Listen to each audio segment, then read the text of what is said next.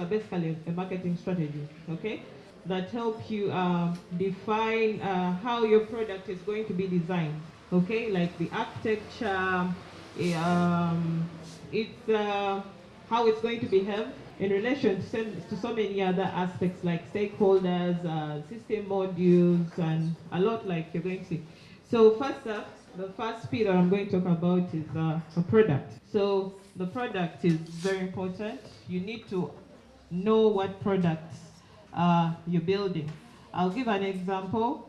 PesaJet again, because I know they have about like 4 products that they are designing. PesaJet, am I right? And under eMoment, under the umbrella organization eMoment, they have about 4 products they are designing. Now, when they rolled out these products, their aim was to get to include as many customers as possible, or as many people as possible. Am I right? Yes, so you'll find that they have a different product for different customer segments. They have one for farmers, they have one for school-going children, they have one for people who love pastries, okay? So I would like to talk to the agri-techs here. I know you also have like several products. Fine, you're targeting farmers, okay? But then you have different products that you've designed for them. Is it green shares? So let's hear from you. We're in the agribusiness sector. One of the products is a Market Connect product. This is going to link the farmers. This links the farmers to the buyers. We also have an investment product where people who want to invest in agriculture can come and invest in farming. So what happens, they give us money for either the trading fund or the digital farms that we are about to launch, so they can invest and earn a return. What we are aiming at is that everyone should participate in agriculture for more production, more income. So it's both the Market Connect and an investment vehicle through the trading fund and the digital funds. Now you'll find, yes, their customer is a farmer, but farmers have different needs. There is one who needs a loan in order to be able to farm more. There is one who needs a market for their produce. So you cannot have like the same product for both those segments. So they have to be tailored to cater for those different segments. Then you'll have others. Okay, someone wants to take up a loan, fine.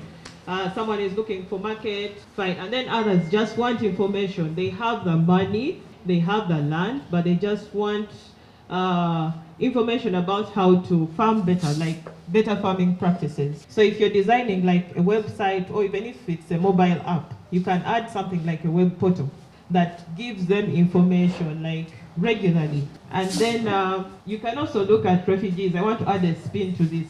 Currently, Uganda is taking in, is home, actually, to so many refugees. And these people have lives that they've lived before in their countries and probably want to carry on, if only there is somebody who can help them out. So this could be also an area of interest, maybe that government can also take up and actually want to work with you to do something for people like refugees who are interested in farming. And they don't have to actually own the land. It can be leased land, okay? So I'm giving you ideas. You can be taking notes. So that is the product. Then we also have TotalSave. TotalSave, they're quite an amazing group, very diverse in the products they're going to be rolling out to their customer segments or to their market group. Yes, but they have 2 products that they are looking at. The being able to pay school fees for your child, and also the health product, right? So you can see as they're designing their system, they have these different products that are targeting their different customer needs, okay? Because we know children and all these other needs that they have. So TotalSave has identified 2. So you might have another group here that's working with children, and then they've also identified like some other different products that children need. So that is one of the P's with a few examples. And nobody is going to come and sign up on your platform or download your application if they don't know who you are. That is very simple logic. People have to know you in order to want to associate with you. On Saturday, we had that session where the guest speaker that day was asking the different groups, who are you going to stay in touch with? Okay, so most people's excuses for not wanting to keep in touch with anybody yet was because they had not yet interacted with other people. So if someone does not know you or just it's very hard for them to try and take interest in you. But if they start talking to you, some of them will get to understand you better, or if they've heard about you and don't really know who you are, when they start having a conversation with you, like get to know you more, some of the things they've heard that are not true or what are demystified. You get to intrigue the person and they get interested in what you're trying to sell. You have the idea, you know you can make good sugar, but then you only talk about it in your bed. Not until you tell your mom, and then your mom says, oh, that's a great idea. And then they say, okay, let's begin. I'll be your the first person to buy from you. So when you talk about marketing, do not think of the bigger thing. Yes, billboards, radio adverts, you lose. First think of letting us know. Then I'll tell your my close friend, you know. But without talking about it, trust me, without talking about it, no one will ever know, and you'll spend 7 years there waiting for the big money instead of skipping lunch for one day and then you do a Facebook promo. Actually, I've been doing Facebook promos. If you go to Facebook, I have one called Poogie Code, and then there's another called CZNKI, Sizniki. But what Sizniki does, it only sells butterflies. But now, it sells those, glowing butterflies and stars. But through those glowing butterflies and stars, I bring in some other things about education, about my YouTube channel. But I only spend 30,000 per month. Talking about demand and supply, time reaches and I don't promote at all because the colors that the ladies want, I no longer have them. And I can't import them because I need to import a bundle. You see that? So demand and supply plays while advertising. You can't advertise what you can't supply. My colleague asked me, what can you do without a team? You as an individual. I told him I can do A, B, and C. And we put out a camp for children and we got just 5. In 2018, you don't know what that did for us. It gave us the validation that what we are doing is needed. And we are doing so many things, but then later it helped us tone down, and we actually left the things we started with, and we niched down. So we could not have known that if we had waited first, get ready, have a team, have money, I would still be there waiting.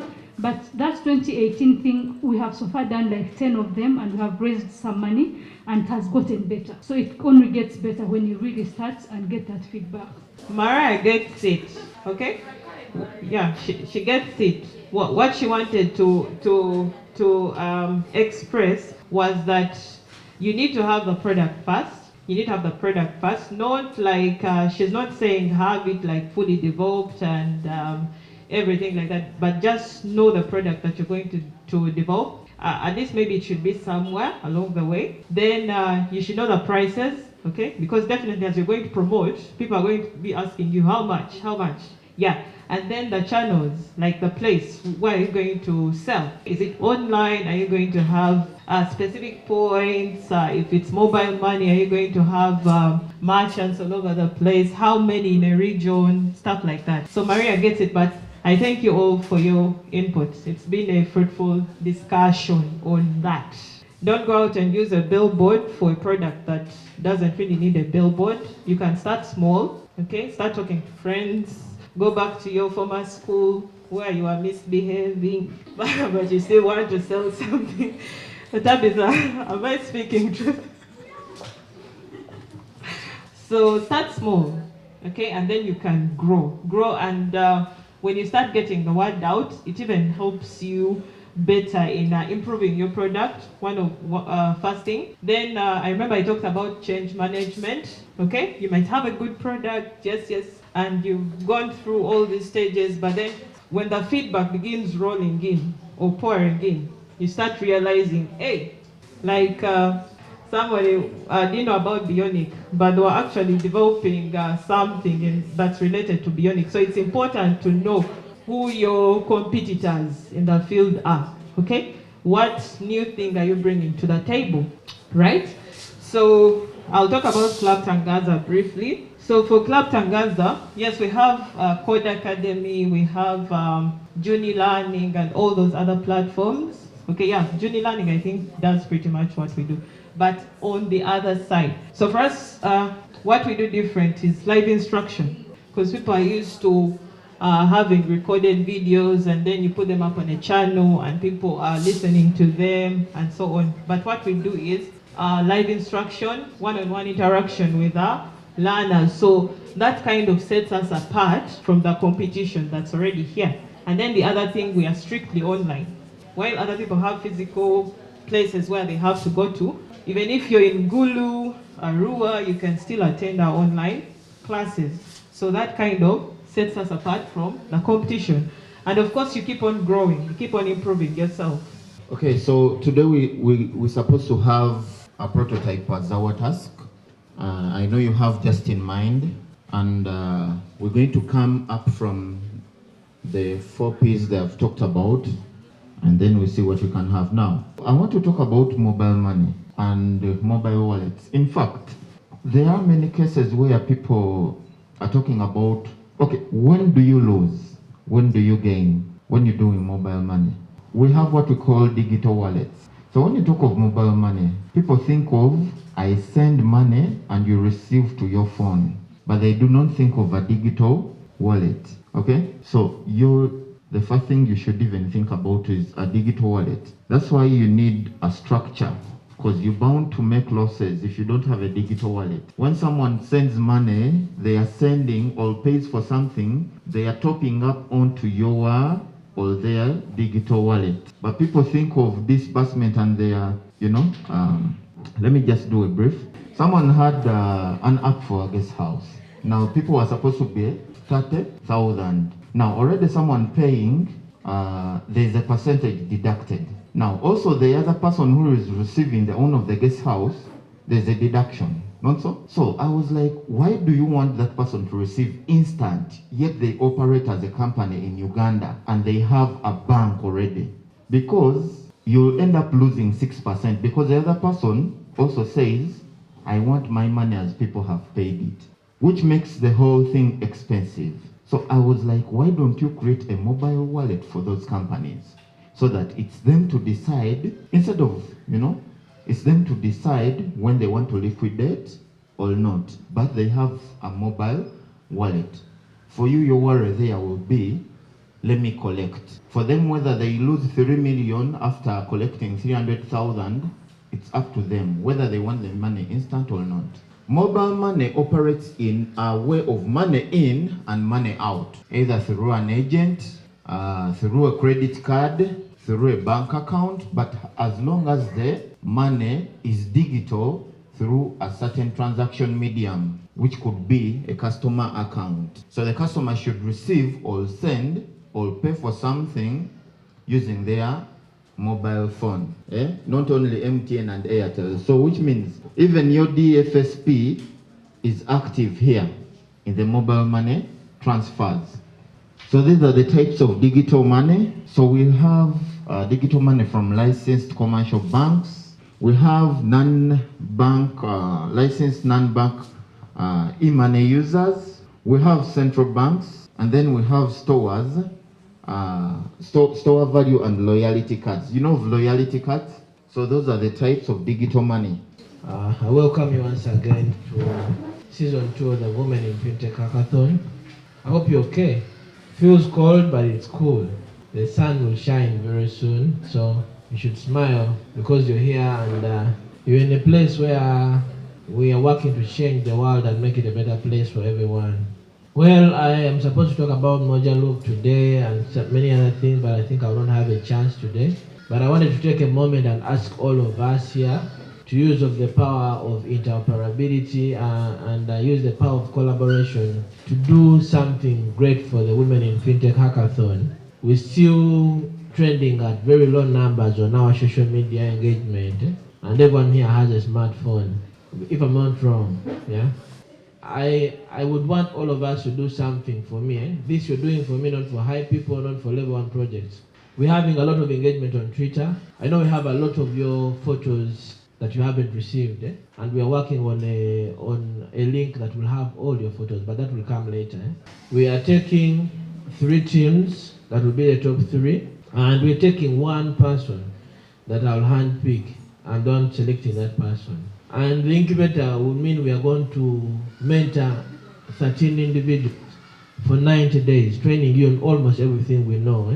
We tell you about whatever mistakes we've made in business, in our tech operations, and everything we've done. Of course, I am still thinking that maybe we might have the merit qualifications, but because we are going to be majorly online, we might allow everyone else to join every day, because it is important that everyone learns something or two. Though the selected individuals will have special treatment. They will have 100 GB of data free of charge for 3 months. They have a lot of things, and all of this we're only doing it to make sure that we play our role in making sure that we create an inclusive world, an economy that includes everyone. Okay, my name is Catherine Namara. I'm happy to be here. Happy Day of the Girl Child. Anything to do with girls makes me very excited. For the boys here, kudos for being in a trough of girls, for being with these amazing women. And I'm really blessed for an opportunity to share. Thank you so much to the organizers for bringing these brilliant minds. At the back there, I was asking the team that how do you even get to choose? Because I've moved across the room and the ideas are mind-blowing. So all of you, handcuffs to you, your ideas are amazing. You are going places. A little background on me. I'm an electrical engineer. I've had 10 years of practice. No, let me be honest, 12 years, but 10 years seems a bit decent. I don't want to get into. So yes, 10 years I was in operations in MTN Uganda. Operations meant how do we put up sites. Seeing the technologies grow from 2G to 3G to 4G and just recently 5G. It's coming soon, so all your things should be able to be compatible to 5G. But that aside, it was an exciting journey. 10 years of seeing things grow and improve. By the time we joined, the country had about 200 sites. Now seeing them grow to hundreds of thousands of sites, to the point of even my village, deep down in Rukunjiri, has network. Under the bed, in the corner, anywhere you go, there is network. Why did I become an electrical engineer? And that is something for you, all of you, to think about. The things that you're inventing, the things that you're innovating have to have a story behind. So there has to be a strong why. I did electrical engineering. First of all, growing up, there was no electricity in the village. So at about 5 p.m., there's no one walking because it's getting dark. People are afraid of the dark. And I'm thinking, but these kids are going to compete with me who has electricity 24 hours a day.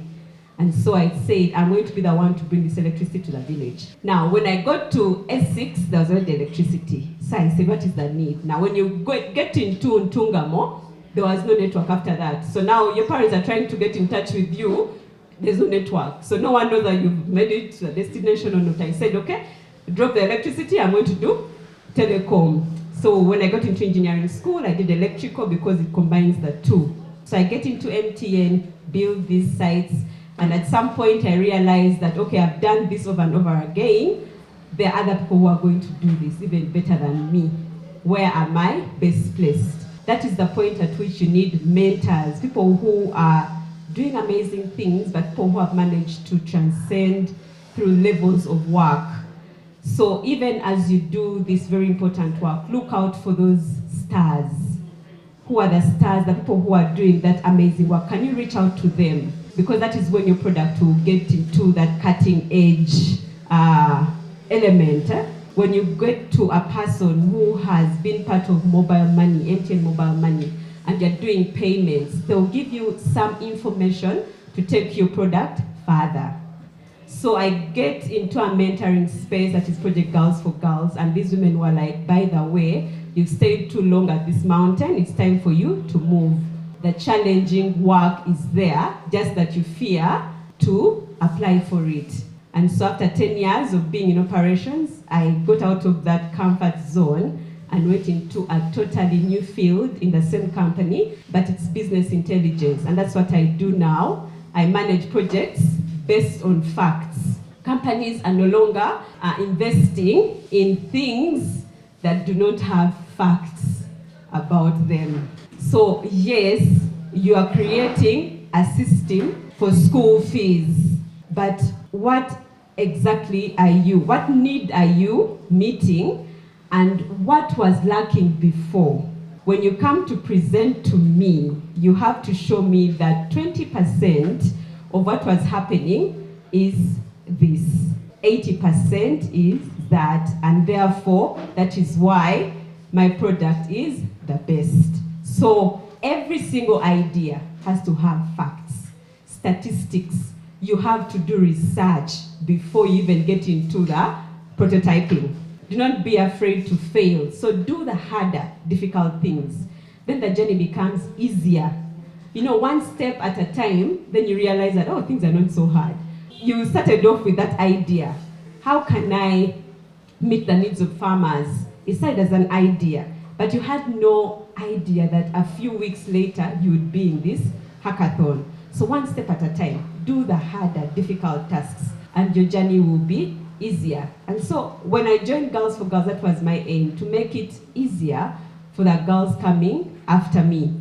How do we inspire those girls?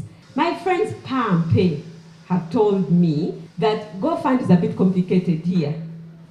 So I'm making something very simple. I need to see that my 200 shillings is making a difference. So they're going to create dashboards and visuals, which is something we like to see. You know, like church offertory, you give it there, and then sometimes when you're so hard up, you're like, but why do I even give that offertory?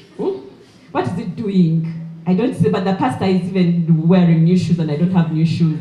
So with the Palm Pay, they're going to make it easy for you to see where your money is going. Do you see that compelling story?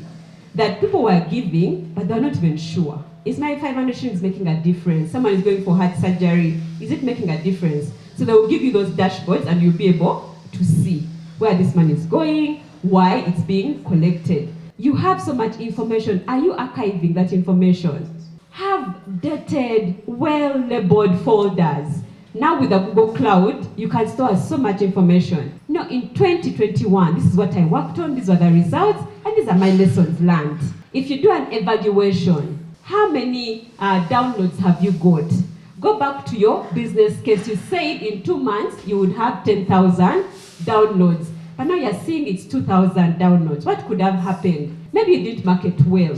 Write down those lessons learned, because it will be a benchmark for someone else doing that project. Even you, improvement. Like I've said, the mind is very deceptive. The mind will tell you that, oh, don't worry. But how can you forget that you lost $10,000? You can't forget. Next time you're given 50,000, you forget 10,000. And then you do the same thing all over again. So please write down the successes, the people you worked with. Do you give them kudos? Make it a habit to thank someone. Even if they're on LinkedIn, thank them in all their, the things that they have done.